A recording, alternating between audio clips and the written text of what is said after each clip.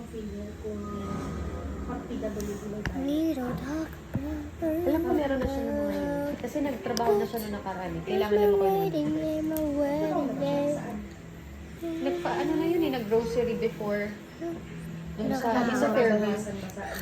We're no waxing. Na, We don't ewan ko miss kung ano na nangyari. Pero nakakuha na siya ng number.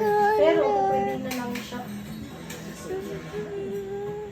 Kung pwede naman siya mag-require sa Or naka-ano siya, naka-dependent siya kay Papa. Ewan ko lang. Alam ko, depende talaga siya kay na bata. Pero tanungin mo kung naka-ano siya. Tsaka kailangan niya na ng SSS. Meron na siya number. Kasi, Noong nakaraan, kasi sabi nga namin na mag-asikaso ka na ng mga papel mo para kapag may trabaho ka na, okay na.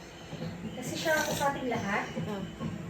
Siya yung pinakaunang po pwedeng makatak nila mama papunta kayo Oo, ng sa bansa. US. Ay, totoo. Totoo yun.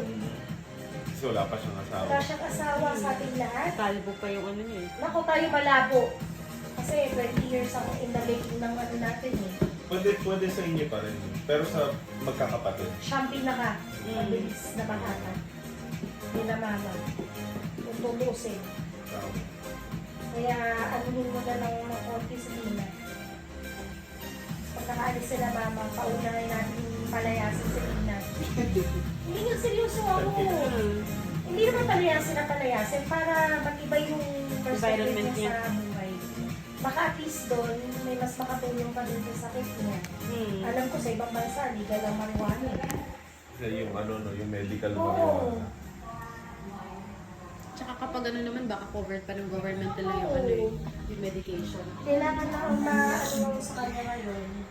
Mabawas-bawasan yung atake niya. Hindi naman na siya na-atake kapag Ako kasi pag naglalaba siya, nagigising niya ng 7. Minsan yung pagkain niya, yung tinapay, so magiging, ang routine kasi nun, pagising, bababa, magsi-CR, breakfast. tapos aakyat siguro mag-aayos sa sarili, tapos bababa mag-breakfast. Mga 7 lagi consistent.